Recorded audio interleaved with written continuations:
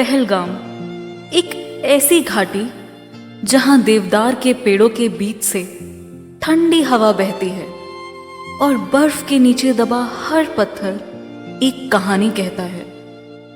घोड़े की सवारी पर जाते पर्यटकों की हंसी, चाय की टपरी पर गर्मा गर्म कौवों की खुशबू और दूर दूर तक फैला हरियाली का समंदर, ये सब मिलकर पहलगाम को एक जादुई जगह बनाता है। यहां समय ठहर जाता है और दिल वो बस यही चाहता है कि काश ये पल कभी खत्म ना हो। पहलगाम धरती का वो टुकड़ा जहां स्वर्ग स्वयं धरती पर हर दिन उतरता है। 22 अप्रैल 2025 वो दिन जब देश के कोने कोने से सैकड़ों पर्यटक पहलगाम की हसीन वादियों में घूमने आए थे। कुछ परिवार छुट्टियां मनाने आया था, कुछ नवविवाहित जोड़े नए जीवन की शुरुआत करने, तो कुछ लोग बस थोड़ा सुकून ढूंढने उस वादी में जहां बर्फ की चादरें और दिल को छू लेने वाला सन्नाटा है। किसी के हाथ में कैमरा था, किसी की उंगलियां अपनों की हथेलियों में उलझी थी। किसी को क्या पता था कि वो दिन जो जिंदगी का सबसे खूबसूरत पल बनने वाला था, वही पल जिंदगी की सबसे डरावनी याद बन जाएगा। दोपहर का वो समय था। बैसरन की हरी भरी वादियों में सूरज अपनी सुनहरी किरणें धरती पर फैला रहा था। पर्यटक घोड़े की सवारी का आनंद, मोबाइल कैमरों की क्लिक क्लिक की आवाजें, बच्चों की खिलखिलाहट और हवा में घुली कहवों की खुशबू, सब कुछ जैसे स्वर्ग की अनुभूति करा रहा था। लेकिन तभी हरी भरी झाड़ियों की ओट से सरसराहट की आवाज आई।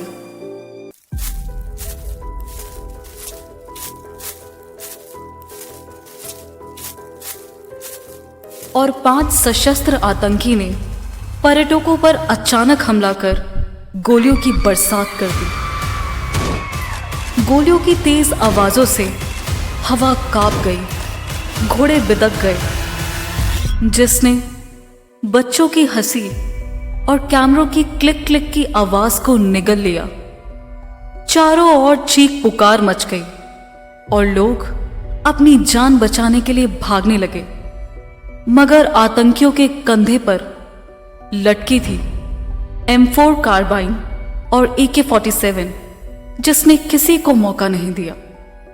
पल भर में स्वर्ग सी लगने वाली बैसरन वैली एक भयावह खौफ में बदल गई। आतंकियों ने पर्यटकों से एक एक करके पूछना शुरू किया, क्या धर्म है तुम्हारा? ये सवाल नहीं, एक मौत का फरमान था। जिन्होंने कांपती हुई आवाज में कहा हिंदू है, उन्हें पीटकर जमीन पर घसीटा गया। फिर किसी दरिंदे की तरह उनसे कहा गया, कलमा पढ़ो। जो पढ़ नहीं पाए, उनकी खामोश पेशानी पर निशाना साधा गया। एक लम्हे का तसव्वुर, सन्नाटा, फिर एक झटका और ट्रिगर दबा दिया गया। गोलियों की आवाज ने वादी के फिजा को चीर दिया और एक और जिस्म बेजान होकर जमीन से लिपट गया, खामोश, लहूलुहान और बेबस। कहीं मां की चीखें गूंज रही थी, कहीं एक मासूम बच्चा बाप की लाश से लिपटकर रो रहा था। एक जवान लड़की मिन्नतें करती रही, आंखों में रहम की भीख, लेकिन दरिंदगी के सामने दया की कोई जगह नहीं थी। उसी के सामने उसके पति को गोली मार दी गई। लहू से भीगा आंचल और आसमान से गिरती धूप अब नरसंहार की खामोश गवाह बन चुकी थी। बैसरन अब एक वादी नहीं, एक कब्रिस्तान बन चुका था। पहलगाम में आतंकी हमले ने पूरे देश को हिलाकर रख दिया। आतंकवादियों ने धर्म के नाम पर लोगों को पूछ पूछ कर बेरहमी से मारा। इस हमले में जिनकी मौत हुई, उनमें से एक थे कानपुर के शुभम द्विवेदी। जो कि अपनी पत्नी और परिवार के साथ कश्मीर घूमने आए थे। शुभम और उनकी पत्नी मैगी और चाय का इंतजार कर ही रहे थे कि एक आतंकी आया और पूछा, तुम हिंदू हो या मुसलमान? पहले तो उन्हें लगा मजाक हो रहा है, लेकिन जब उनसे दोबारा पूछा और कहा, मुस्लिम हो तो कलमा पढ़ो, शुभम ने जवाब दिया, मैं हिंदू हूं। और अगले ही पल बिना कुछ बोले उसे गोली मार दी गई। बताया जाता है कि शुभम द्विवेदी पहला था जिसको आतंकवादियों ने धर्म पूछकर गोली मारी थी। हरियाणा के लेफ्टिनेंट विनय नरवाल भी आतंकियों की गोलियों का शिकार हुए। उनकी शादी को सिर्फ 6 दिन ही हुए थे और वो अपनी पत्नी हिमानी के साथ हनीमून बनाने के लिए पहलगाम आए थे। इस आतंकी हमले में उसका सुहाग छिन गया। हमले की तस्वीरें और यादें हिमानी के जहन से तमाम उम्र नहीं मिट पाएंगी। परिवार संग छुट्टी मनाने आए मिनी स्विट्जरलैंड शिवमोगा के मंजुनाथ राव की भी इस आतंकी हमले में मौत हुई। सोशल मीडिया पर वायरल क्लिप में ये भी सामने आया कि जब उनकी पत्नी पल्लवी और उनके बेटे ने कहा कि हमें भी गोली मार दो, तब आतंकवादी ने जवाब दिया, नहीं मारेंगे, तुम मोदी को जाकर बोलो। असम के एक प्रोफेसर देवाशीष भट्टाचार्य जो बंगाली हिंदू थे, उन्होंने अपनी जान कलमा पढ़कर बचाई, जबकि मध्य प्रदेश से आया एक ईसाई पर्यटक जो कलमा नहीं पढ़ पाया, उसे भी गोली मार दी गई। उसकी पत्नी ने रोते हुए बताया कि आतंकी लाशों के साथ सेल्फी ले रहे थे। इस हमले में 26 नागरिक मारे गए, जिसमें 25 पर्यटक थे और एक स्थानीय घुड़सवार, जिसने हिम्मत दिखाते हुए हमलावरों से बंदूक छीनने की कोशिश की और इसी दौरान आतंकी ने उसे भी गोलियों से छलनी कर दिया। घाटी खून से लाल हो चुकी थी। कैमरे से खींची जा रही तस्वीरों की जगह अब मोबाइल फोन से अपनों के अंतिम क्षण कैद हो रहे थे। हर और दहशत और तबाही का आलम था। भारत ने आतंक का ऐसा भयानक मंजर 2008 के मुंबई हमलों के बाद पहली बार देखा था। उस दिन बैसरन की वादियों में ना दया थी ना इंसानियत। ये हमला पूरे भारत देश की आत्मा पर किया गया गहरा जख्म था, जिस पर करारा जवाब देना जरूरी था। इस हमले की जिम्मेदारी द रेजिस्टेंस फ्रंट TRF नामक आतंकी संगठन ने ली, जिसे लश्कर-ए-तैयबा का मुखौटा संगठन माना जाता है। TRF ने प्रारंभिक बयान में कहा कि यह हमला भारत सरकार की उन नीतियों के विरोध में किया गया है जिसके तहत गैर कश्मीरियों को कश्मीर में बसने की अनुमति दी गई है, और ये नीति उनके अनुसार अनुच्छेद 370 के हटाए जाने के बाद संभव हुई है। अनुच्छेद 370 जो जम्मू कश्मीर को विशेष राज्य का दर्जा देता है, 5 अगस्त 2019 को भारत सरकार द्वारा निरस्त कर दिया गया था।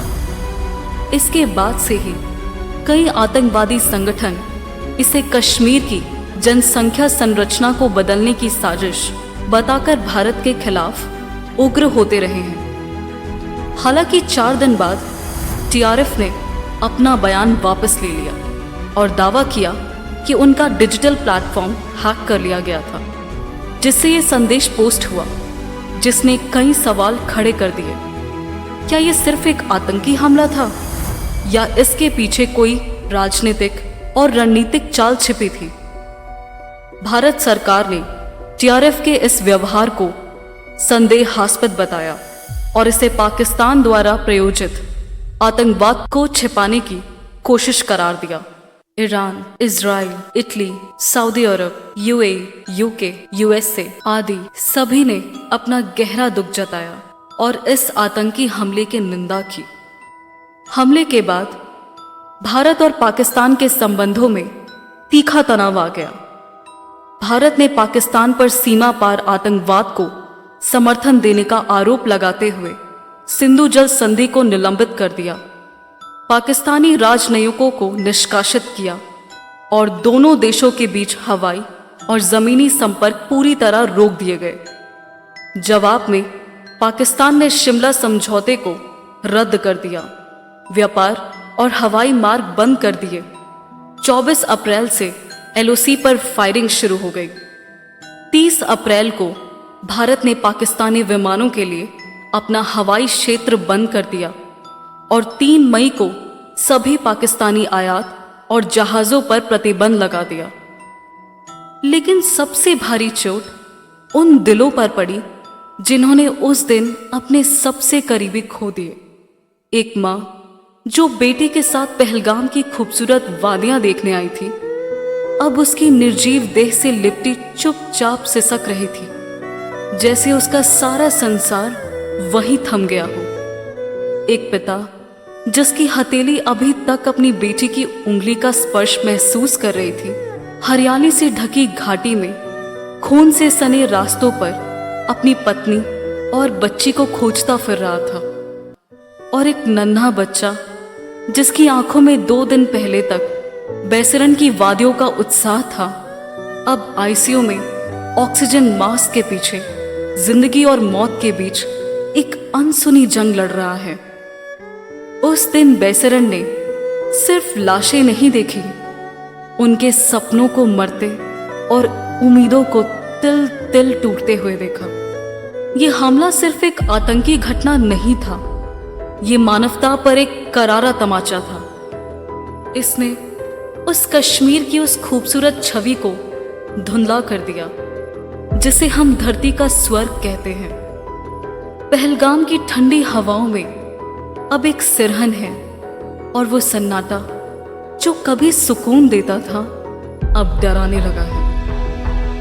हमले के बाद का मंजर भी कम दिल दहला देने वाला नहीं था, लेकिन इस नफरत के बीच इंसानियत ने हार नहीं मानी। स्थानीय लोग मदद के लिए दौड़े। घोड़ा चालकों की यूनियन के अध्यक्ष और उनके साथियों ने 11 से अधिक घायलों को अपनी पीठ पर बिठाकर या खुद बनाई स्ट्रेचर पर सुरक्षित जगह तक पहुंचाया। कश्मीर के गुरुद्वारों ने अपने दरवाजे खोल दिए। वहां पहुंचे सैकड़ों डर से भागते पर्यटकों को आश्रय मिला। कुछ लोग श्रीनगर और एयरपोर्ट की ओर भागने लगे, तो कुछ लोग खून से सने कपड़ों में अपनों को ढूंढते रह गए। दोपहर बाद इमरजेंसी सर्विसेज मौके पर पहुंची। 2 गंभीर रूप से घायल पर्यटकों को अनंतनाग अस्पताल लाया गया और फिर हेलीकॉप्टर से श्रीनगर के सैन्य अस्पताल पहुंचाया गया। राज्य प्रशासन ने तत्काल एक हेल्पलाइन नंबर जारी किया जिससे संपर्क कर लोग अपने परिजनों की जानकारी और मदद ले सके। घटना के तुरंत बाद जम्मू कश्मीर पुलिस, अर्धसैनिक बल और भारतीय सेना ने जॉइंट सर्च ऑपरेशन शुरू किया। पूरे पहलगाम क्षेत्र में लॉकडाउन लगा दिया गया। भारतीय सेना के हेलीकॉप्टर फिर पंजाल की ऊंचाइयों तक आतंकियों की तलाश में उड़ चले। 24 अप्रैल को उधमपुर जिले के बसंतगढ़ इलाके में आतंकियों के साथ मुठभेड़ हुई, जिससे एक भारतीय जवान शहीद हुआ और 2 घायल हो गए। लेकिन हमले के सूत्र पकड़ में आते जा रहे थे। इस बीच जांच एजेंसियों ने 1500 ओवरग्राउंड वर्कर्स से अधिक लोगों को पूछताछ के लिए हिरासत में लिया। कम से कम 10 संदिग्ध आतंकियों के घर गिरा दिए गए। पहलगाम से लेकर श्रीनगर तक सुरक्षा चौकियों पर तलाशी अभियान तेज कर दिया गया। पूरे क्षेत्र में एक अघोषित सख्ती और जन सुरक्षा का माहौल बन गया। भारत आक्रोश में था। सरकार, सेना और समाज तीनों को जवाब देना था। इस आतंक का मुकाबला केवल हथियारों से नहीं, बल्कि एकता, विवेक और निर्णायक रणनीति से होना था। एक ऐसी रणनीति जो ना केवल दुश्मन को जवाब दे बल्कि आने वाली पीढ़ियों को सुरक्षित कर सके। जब पूरे देश की निगाहें कश्मीर पर टिक गई थी, अगला कदम क्या होगा, ये सवाल हर देशवासी के मन में था। और फिर कुछ ही दिनों में भारत ने अपना जवाब तैयार कर लिया, ऑपरेशन सिंदूर। इस पॉडकास्ट में हम आपको लेकर चलेंगे इस ऑपरेशन के उस हर मोड़ पर जहां गुप्त बैठकों से लेकर सीक्रेट मूवमेंट, खुफिया इनपुट से लेकर आखिरी गोली चलाने तक क्यों पड़ा नाम सिंदूर, कौन थे वो लोग जिन्हें टारगेट किया गया, और क्या भारत ने सिर्फ बदला लिया था या कुछ और ज़्यादा। जानिए हर सवाल का जवाब सिर्फ इस एक्सक्लूसिव सीरीज में, प्रियांशु उज्ज्वल पॉडकास्ट। सुनिए Amazon music, Castbox, Google podcast, Spotify और यूट्यूब पर।